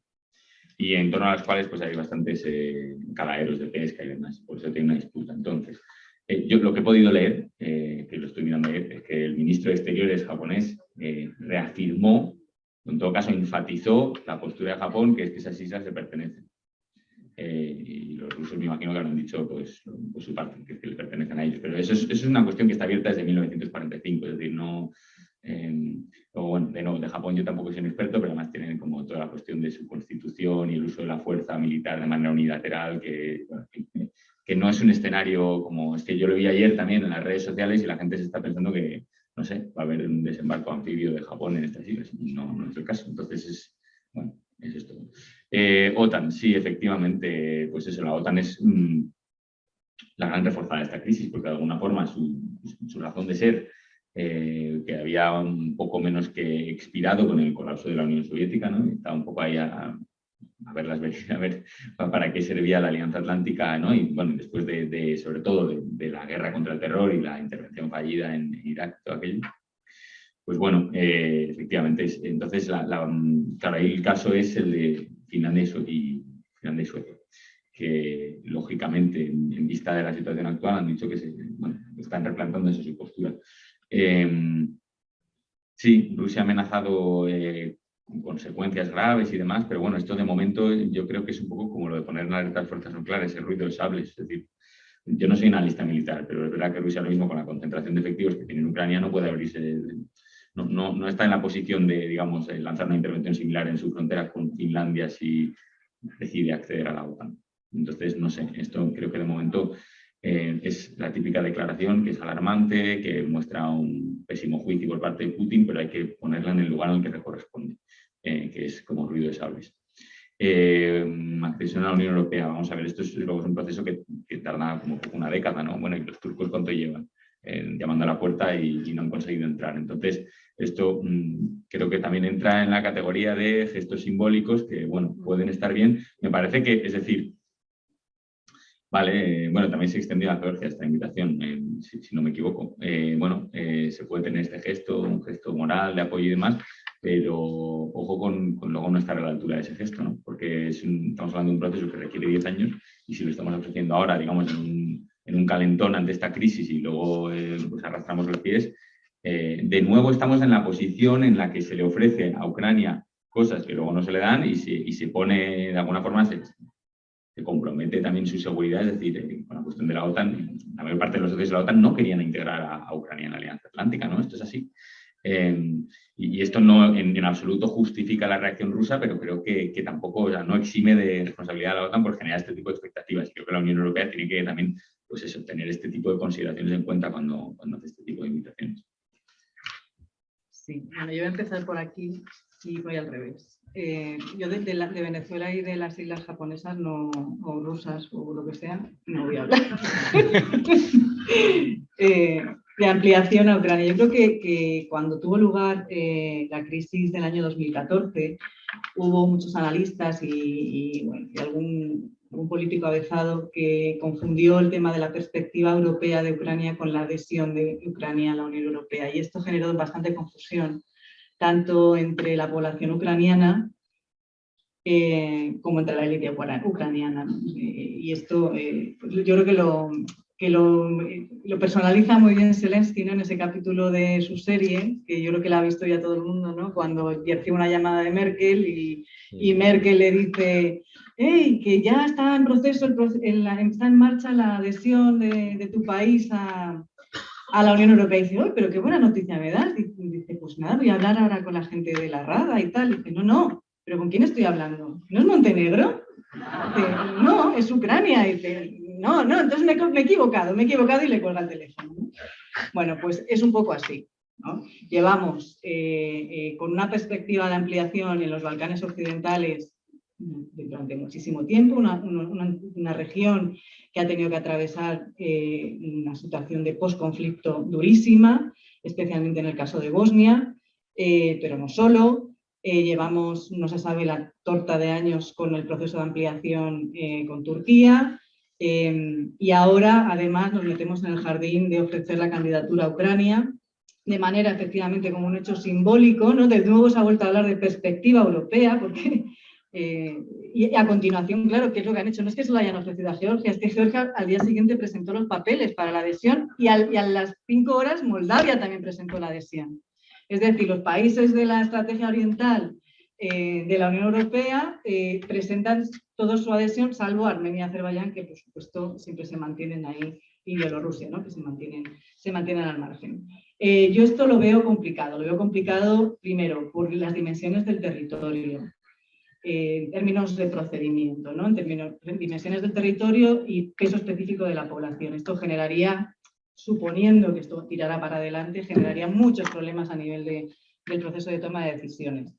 Pero antes de eso, lo que tenemos que ver es con qué criterios se incorpora un Estado a la Unión Europea. Es que parece que no hemos aprendido de algunas ampliaciones. Entonces, Ucrania, antes de la invasión rusa, no era una democracia plena, era una democracia híbrida, con muchísimos problemas de corrupción. El presidente Zelensky no era bien acogido por sus ciudadanos, no había cumplido con el programa electoral que fundamentalmente consistía en terminar con la corrupción, terminar con el control de los oligarcas. Por cierto, uno de ellos fue el que le apoyó a él en la carrera presidencial de 2019, y pacificar el país.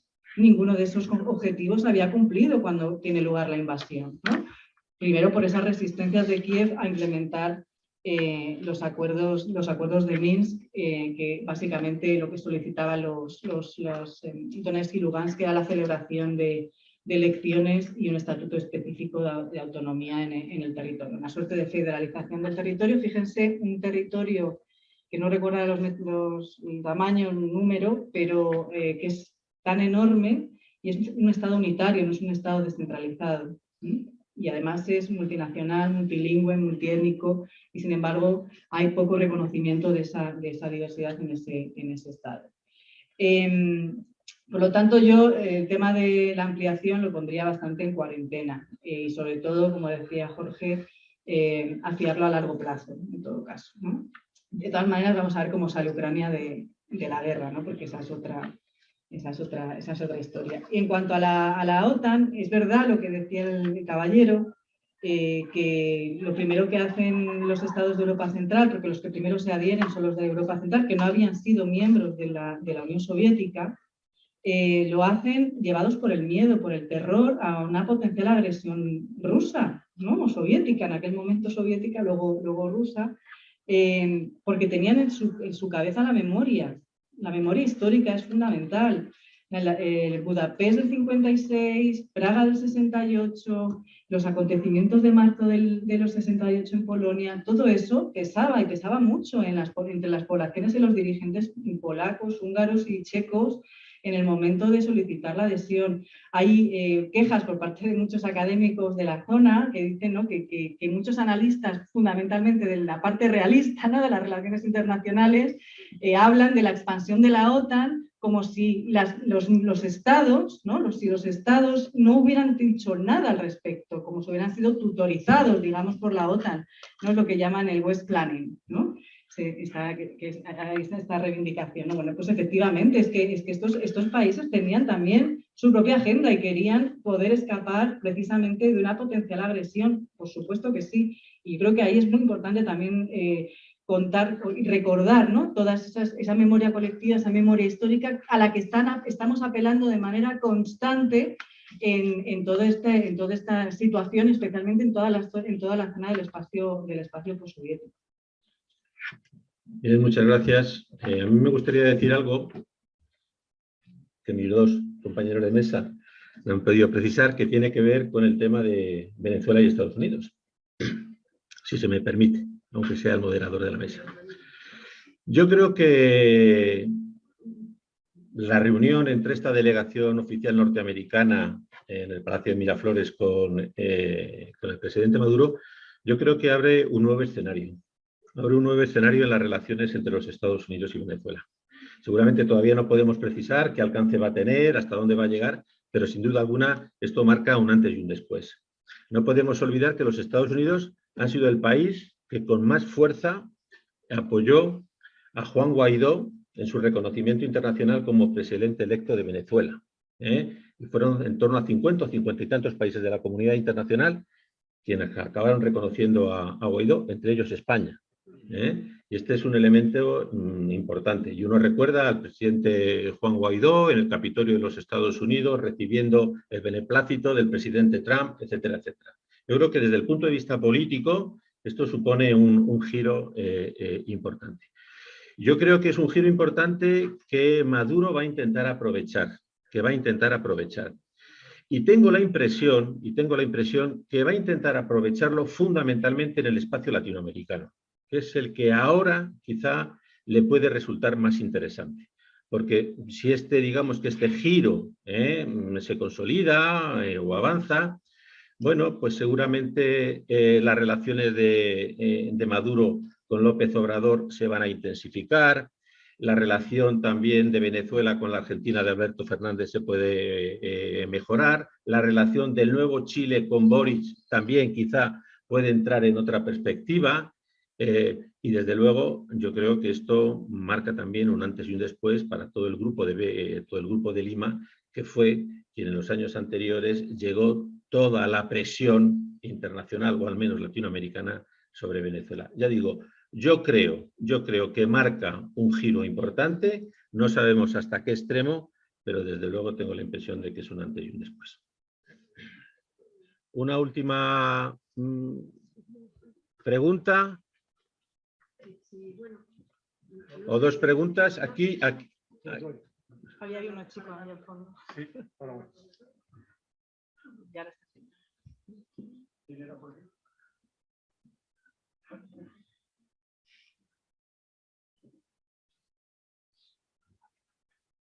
Buenas tardes.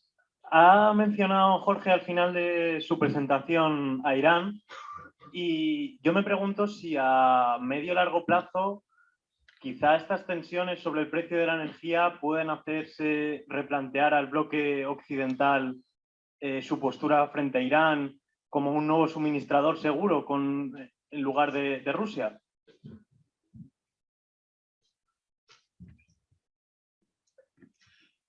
Y aquí Jesús. Aquí.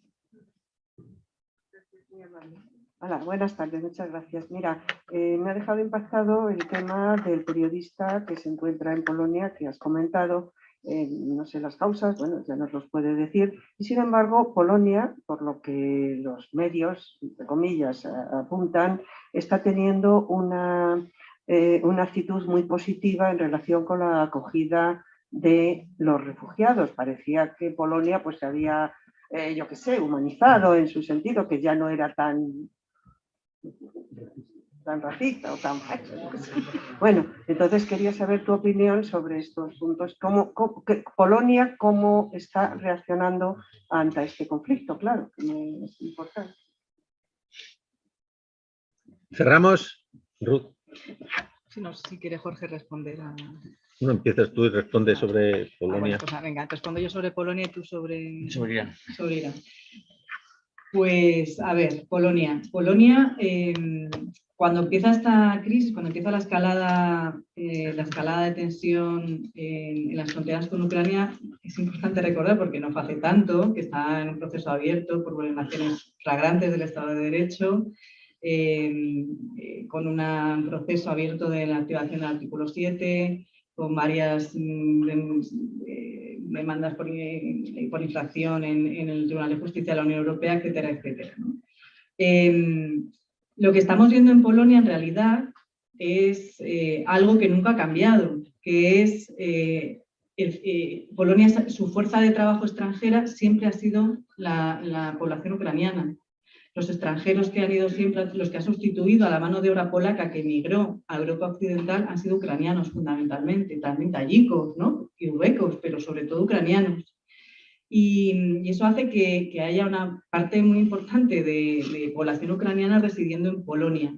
Y lo que estamos viendo en estos días en las televisiones no es ni más ni menos que gente que son familiares o gente del pueblo de al lado que van a recoger a sus conocidos a las estaciones de tren. Obviamente la avalancha de personas que están entrando en Polonia es impresionante, porque si nos fijamos y comparamos con la anterior crisis humanitaria en el año 2015, con los sirios, entraron en un año aproximadamente en la Unión Europea 800.000 personas, en un año. Y ahora estamos viendo en 12 días entrar a 2 millones de personas, ¿no? No solo en Polonia, también en Rumanía, también en Eslovaquia, etcétera, etcétera. Entonces, a mí estos últimos días me han estado preguntando si había un cambio de la política migratoria polaca. No hay ningún cambio en la política migratoria polaca. Polonia jamás ha cerrado el acceso al mercado de trabajo a los ucranianos. Nunca. El problema con Polonia, el problema con Hungría, el problema con República Checa es que son fundamentalmente islamófobos. No quieren cerrar las fronteras a la migración laboral. Lo que no quieren es que lleguen personas musulmanas que ellos entienden, dependiendo de los casos, en el caso de Polonia entienden como una posible deterioro de su propia identidad nacional. Ellos quieren cristianos, eslavos en su territorio. Para los checos les parece, lo que transmiten es: no queremos a estas personas procedentes del sur global porque no queremos que nos pase como a Alemania, que están todo el rato generando problemas, hay atentados. Entonces, ante esa tesitura preferimos mantenernos al margen, pero sí que acogemos a bosnios, a kosovares, a, por supuesto, ucranianos, ¿no? Porque además son los que están trabajando en las fábricas de automóviles en la República Checa, son ucranianos fundamentalmente. Por lo tanto, no ha habido un cambio en la política migratoria, no lo ha habido. No ha habido un cambio en la política de asilo. Ha habido un cambio en la política de asilo danesa, cuidado, pero no en la polaca, ni en la checa, ni en la húngara. Entonces, yo creo que esto también es importante, que estemos informados de cómo funciona eso. Y de nuevo, vuelvo a reivindicar lo primero que dije al comenzar, que es muy importante, o bueno, claro, yo qué voy a decir, que llevo pues, un montón de años trabajando sobre esta región, que creo que hay que reforzar los estudios de área, conocer más estos países. Se sabía muy poco de cómo eran los sistemas políticos, cómo funcionaba la cultura política, cómo están articulados los procesos, las redes sociales en los países de Centro Europa cuando entraron, desde España estoy diciendo, no en otros lugares. ¿Cuál es la situación en términos de calidad democrática, de Estado de Derecho en todos estos países de Europa Central y luego en los del espacio postsoviético, porque tampoco son todos iguales, ¿no? Y entonces yo creo que eso también requiere de una cierta atención por parte de las instituciones universitarias de este país. Jorge. Sí, sobre Irán, bueno, es una buena oportunidad para aprovechar y comentar una cosa que antes se me pasó a decir de la relación de Estados Unidos con Rusia, que es que de alguna forma es una cuestión de política exterior que ha pasado a formar parte de la política doméstica de Estados Unidos. ¿Por qué? Porque Putin se ha visto después de las elecciones de 2016, ¿no? Y todas esas expresiones de injerencia rusa, que aparentemente, o sea, desde luego parece que los rusos intervienen, aunque luego su propaganda yo la que puedo ver es mucho más torpe de lo que a veces se supone, pero de alguna forma dentro de Estados Unidos se percibe como a Putin como un actor alineado con Trump y el Partido Republicano de Trump, al que los demócratas, por tanto, le procesan más hostilidad, ¿no? Por motivos comprensibles. Con Irán pasa algo un poco parecido, que es que, digamos, fue el acuerdo nuclear fue el gran logro de Obama en política exterior y Trump, tan pronto como llegó al poder, lo deshizo. Entonces, la idea podría ser como que con el retorno de los demócratas a la Casa Blanca, este acuerdo, bueno, se podría retomar, se podría encauzar y las relaciones se podrían normalizar. Esto no es exactamente así por varias razones. Una es que dentro del Partido Demócrata y sus, digamos, operativos de política exterior, el acuerdo también generó bastante fricción. Había parte del partido que no estaba satisfecho con esas condiciones. ¿Por qué? En esencia, porque lo que se argumenta, o sea, de cara, digamos, a retomar las negociaciones, es que sí, es verdad que Irán había estado cumpliendo la letra del acuerdo en lo que corresponde a su programa nuclear, no obstante, desarrolla una acción exterior en la región que es, ¿no? En Estados Unidos la presentan como desestabilizadora y, por tanto, no se le considera un interlocutor fiable. Y bueno, los iraníes lo que responden es, pues mire, es que yo lo que he firmado es un acuerdo nuclear, no un acuerdo que no diga que yo pueda tener mi propia acción exterior autónoma, ¿no? Y me considero una potencia regional y entonces intervengo en la región como considero oportuno, en cuestiones separadas.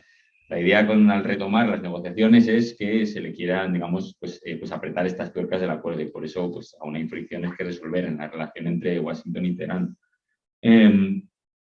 De cara al petróleo, es verdad que aquí quien se ha postulado como principal actor para suplir esa demanda es Arabia Saudí. Recurrir a Irán en estas condiciones tiene el añadido de que agravaría todo tipo de tensiones regionales en la competición regional que existe entre los estados del Golfo y sobre todo Arabia Saudí y Irán, ¿no? Con un añadido, con un añadido no. Lo que iba a decir era que sobre todo lo que hay que tener en cuenta es que digamos, en el tema de la cuestión energética, el principal problema es el gas, más que el petróleo. El petróleo es más fácil de transportar, no requiere una infraestructura que esté fija y se tenga que proyectar a largo plazo, ¿no? Entonces, realmente cambiar los suministros de petróleo es complicado, pero donde realmente está el problema de dependencia energética grave para Europa es en el apartado del gas. Bien, pues yo creo que podemos dar por concluida esta mesa redonda. Son las 8 menos cuarto, estamos fuera de tiempo. Muchas gracias, Ruth, muchas gracias, Jorge, muchas gracias a todos por vuestra presencia y hasta la próxima ocasión, y habrá otra, seguro.